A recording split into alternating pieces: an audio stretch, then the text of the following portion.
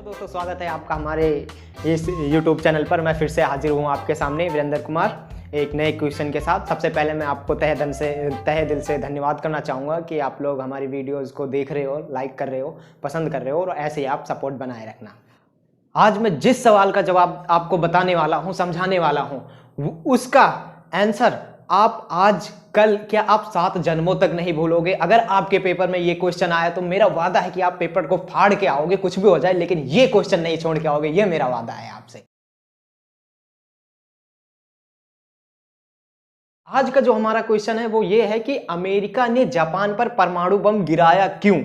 आखिर इसके पीछे का राज क्या था? या अमेरिका ने जापान को पीछे करने के लिए, या जापान ने ऐसी कोई गलती करी कि अमेरिका पीछे हो, या अमेरिका से कोई दुश्मनी निकालने के लिए जापान ने ऐसा कदम या अमेरिका ने ऐसा कदम क्यों उठाया कि दूसरे विश्व युद्ध में इतनी बड़ी तबाही हुई और लाखों लोग मारे गए?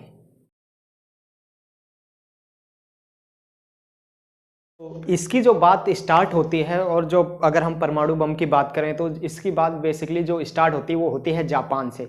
कोई भी इंसान है, जब तक उसे तंग नहीं करते हम, जब तक वो हमें कोई रिप्लाई नहीं देता, जैसे हम किसी के घर गए, ज़बरदस्ती घुस गए, तो अब ज़बरदस्ती घुस गए तो अब वो भी तो हमें धक्के मार के भगाएगा, ऐसा तो है नहीं कि तुम्हारी आरती उतारेगा। ठीक है, तो उसी तरह कुछ यहाँ पर भी होता है। क्या होता है कि 1941 में जो जापान रहता है वो क्या करता है, एक अमेरिका का एक छोटा सा बेस रहता है, एयरफोर्स का, वायुसेना का एक बेस रहता है। वहाँ पर वो अपनी जो लड़ाकू सामान या जो उनके बम्स, गोला बारूद, सबका वो बेस बना के रखता है, और वहीं पे उसके सबसे ज़्यादा जहाज़ रहते हैं। आप बेसिकली देखोगे तो जो हमारा मैप है, दुनिया है, वो गोल है। गोल है तो हमारा जो मैप होता है ना, उसे बेसिकली प्रशांत महासागर से काट दिया जाता है। प्रशांत महासागर से काट दिया जाता है तो वो ऐसे हो जाते हैं। अब जैसे कोई ऐसी चीज़ है, अब हमने बीच से काट दिया तो वो फैला, तो ऐसा हो गया, ऐसा हो गया। तो उसमें क्या होता है कि जो आपका ये अमेरिका और जापान होते हैं वो इधर इधर आ जाते हैं, और नीचे हो जाता है इंडिया। ठीक है, तो उसमें क्या होता है कि जब हम साथ में करेंगे तो बीच में कुछ नहीं है, पानी पानी है, प्रशांत महासागर है, वहाँ से सीधा बेसिकली आप वहाँ से जा सकते हो। इंडिया आने का कोई उसमें रोल नहीं होता है। तो उसी के बीच में एक छोटा सा टापू था। ठीक है, उसके बीच में एक छोटा सा टापू था। तो उसमें क्या हुआ कि जो उस टाइम देखा, जो जापान था उसने देखा कि अरे अमेरिका तो हमसे बहुत आगे निकल रहा है, वह बहुत ज़्यादा डेवलप कर रहा है, बहुत ज़्यादा तरक्की करता जा रहा है, और जो जापान था वो पीछे हुआ जा रहा था। तो उसको लगा कि हम एक काम करते हैं, इसका जो हमारे पास में टापू है हम उसे उड़ा देते हैं। उसने 3 घंटे में अपनी वायुसेना पूरी उतार दी, और 3 घंटे में उसका जो बेस था उसमें उसने जितने भी जानवर से लेके आदमी, बच्चा बुच्ची जो भी थे, सबको उसने मार के गिरा दिया, खत्म कर दिया। वहां लाशें बिछ गई। अब क्या होता है, उसका नाम क्या था? 8 दिसंबर 1941 पर्ल हार्बर नाम का जो टापू था, वहां पे अमेरिका का सारा गोला बारूद जो भी चीज था वहां पे रखा हुआ था। जब जापान ने गिरा दिया वहां पे मुर्गी मुर्गा सब नाश कर दिए, 3 घंटे के अंदर सब तबाह कर दिया, वहां पर कुछ भी नहीं बचा। और उसके कम से कम 100 से ज्यादा अमेरिका के लड़ाकू विमान तोड़ के फेंक दिए, तुरंत नाश हो गए, सब सत्यानाश हो गए। तो उस टाइम क्या हुआ कि जब अमेरिका ने कहा, हे खचरा, हमको काहे तुमने मारा, तो वो कहने लगा कि अरे हम देखे कि तुम हमसे आगे निकले जा रहे थे, इसलिए हम तुम्हें उड़ा दिए। तो वो कहने लगी कि अरे ये क्या बात होती है कि हम तुमसे आगे निकल रहे थे, विकसित कर रहे थे, डेवलप कर रहे थे, तुम हमें उड़ा दोगे? अरे कोई बात थी, हमसे बताते, हम उसका डिस्कस करते, उसके आगे की जो बात होती है हम करते। लेकिन उसने कहा कि हाँ हम देख लेंगे, कोई दिक्कत नहीं। लेकिन एक जो सबसे जब दुनिया जानता भी नहीं था कि परमाणु बम होता क्या है, उस टाइम उनके अमेरिका के साइंटिस्टों ने बना लिया परमाणु बम। और जब बन गया परमाणु बम तो उसका जो था ट्रायल वगैरह अमेरिका ने कर लिया। ये 1941 में किया। वो शांत रहे कुछ दिन, जैसे ही उनका परमाणु बम बन गया, अमेरिका ने उठा और जापान के 2 शहरों पर दाबड़दौड़ परमाणु बम छोड़ दिए। अब परमाणु बम छोड़ दिए तो क्या हुआ? तो एक क्वेश्चन आता है पेपर में सबसे पहला कि परमाणु बम के गुप्त नाम लिखिए, या उसके जो गुप्त नाम है वो क्या है। तो वो मैं आपको बता देता हूँ। उसका जो नाम है, एक का नाम है लिटिल बॉय। लिटिल बॉय जो है वो 4.3 टन का है। और इससे ये भी एक क्वेश्चन आता है कि हिरोशिमा में किस नाम का परमाणु बम गिराया गया था। ये 1 नंबर में आता है, मल्टीपल चॉइस क्वेश्चन में आता है, आप ये जरूर याद रखना। तो उसका नाम है हिरोशिमा। हिरोशिमा में लिटिल बॉय नाम के परमाणु बम को अमेरिका ने गिराया था जो कि 4.3 टन का था। और जो दूसरा गिराया था, और ये गिराया कब था, 6 अगस्त 1945 में गिराया था। 6 अगस्त, डेट याद रखना, 6 अगस्त 1945 को लिटिल बॉय नाम के परमाणु बम को हिरोशिमा में गिराया गया था जो 4.3 टन का था। और जो दूसरा बम गिराया था वो 3 दिन बाद यानी 9 अगस्त 1945 को फैट मैन के नाम से जो परमाणु बम था 4.8 टन का था, उसे नागासाकी में गिराया गया था।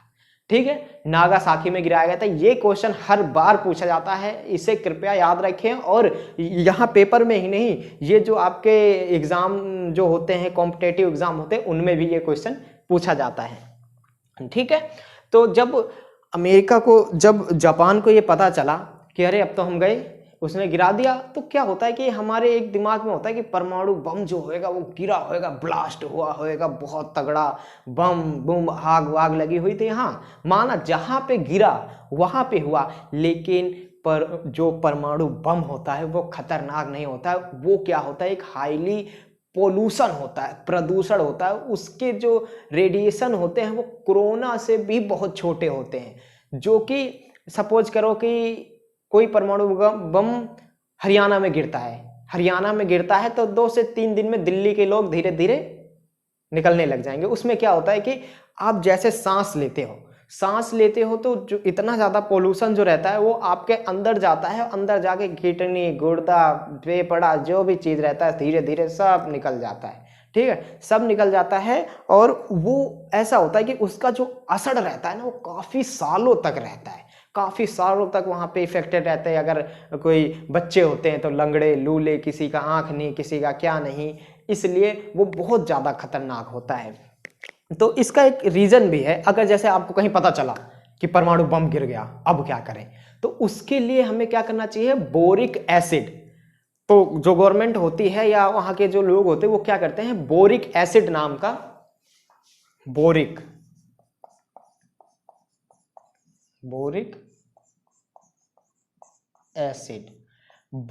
एसिड का छिड़काव करते हैं। बोरिक एसिड क्या होता है कि वो जो होता है वो पोल्यूशन को एब्जॉर्ब कर लेता है, उसके जो छिद्र होते हैं, कण होते हैं, वो एब्जॉर्ब कर लेता है, जिससे कम होता है। लेकिन उसको छिड़काव जो करने जाता है वो एक ये वाली पीपीटी नहीं जो डॉक्टर नॉर्मल पहनते हैं, एक पीपी किट होती है, वो स्पेशल पीपी किट होती है जो पूरा कवर होता है, उससे छिड़काव करते हैं। और दूसरा क्या तरीका है, प्याज। अगर आपको पता चला कि कहीं परमाणु बम गिर गया है, तुम्हें कोई पता नहीं है, तुम्हें ऐसा लग रहा है अरे हम तो ठीक है, कोई नहीं, और चचा का हुआ, गए घूम के आए, ये वो नहीं, कहीं नहीं जाना। आपको कम से कम 10 से 15 दिन क्या करना है कि अब किसी एक कमरे में रुक जाओ, बंद हो जाओ, पूरा पानी वानी हो तो इधर उधर से खींच के रख लो, और तुम्हारे घर में जितने भी कथरी, तकिया, गद्दा जो भी हो उसके अंदर घुस के बैठ जाओ, और इन्हें उन्हें से प्याज वाज ले लो और उसे कूच के अपने आर बगल इधर उधर रख लो। जिससे क्या होएगा कि जो पोल्यूटेड होएगा, जो प्याज होता है वो एब्जॉर्ब कर लेता है, हाई रेडिएशन जो उसके जो पोल्यूशन के कण निकलते हैं वो एब्जॉर्ब कर लेता है, जिससे आपकी जान बचने की संभावना ज़्यादा होती है। और एक क्वेश्चन की, जो अमेरिका जब जापान पर परमाणु बम गिराया था तो वो किस जहाज से लेके आया था, उसका नाम क्या है, ये भी कई बार क्वेश्चन में आया, पेपर में आया है। तो उसका नाम था B-52, B-52 नाम के जहाज से अमेरिका ने परमाणु बम लाया था जो जापान पे गिराया था। इसमें 4 इंजन थे, इसके 4 इंजन, ये 4 इंजन वाला जहाज था। ठीक है, तो ये जो क्वेश्चन है या जो इसमें जो टॉपिक मैंने बताए हैं वो आप मैं लिख के देता हूं 101% की। जब भी आप 11-12 का पेपर दोगे या कोई कॉम्पिटेटिव एग्जाम दोगे, इसमें से एक क्वेश्चन आपको जरूर से जरूर मिलेगा। कुछ नहीं पूछेगा तो वो यही पूछ लेगा सीधा, लिटिल बॉय कहाँ गिरा था, जापान के किस शहर पे गिरा था, कब गिरा था, लो आंसर आपका यहीं से मिल गया। उसके बाद जापान ने जो अमेरिका पे हमला किया था वो कहाँ पे किया था, पर्ल हार्बर पे किया था, जो उनका एक बेस था।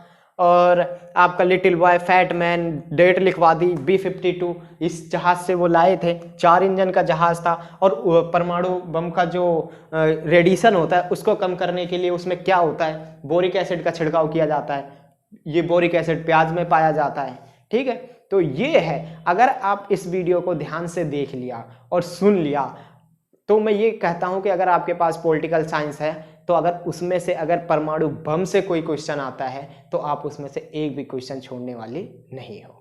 आशा करता हूं कि आपको वीडियो अच्छी लगी होगी, क्वेश्चन समझ में आया होगा। अगर आपको क्वेश्चन के रिलेटेड कोई डाउट है तो आप पर्सनली हमें कमेंट करिए, हम इंडिविजुअली जाके आपके प्रश्न का उत्तर हम देंगे। और अगर कोई भी डाउट हो तो आप वहाँ पे अपना डाउट लिखिए, हम उसका उत्तर देंगे। और अगर वीडियो अच्छी लगी हो तो लाइक शेयर कमेंट करें, और हम मिलते हैं नेक्स्ट वीडियो में फिर ऐसे किसी एक वीडियो के साथ। Thank you.